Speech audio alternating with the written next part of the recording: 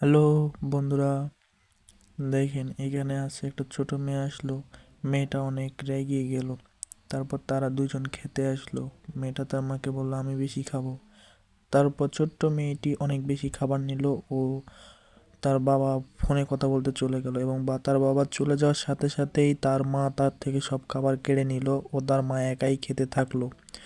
এবং সে বাচ্চাটা চুপি চুপি অনেক কান্না করলো ও মন খারাপ করে বসে থাকলো। তার বাবা এসে হঠাৎ দেখে তার মেয়ে সব খেয়ে ফেলেছে, তো তার বাবা আবার ওটা চেঞ্জ করে আনতে যায়।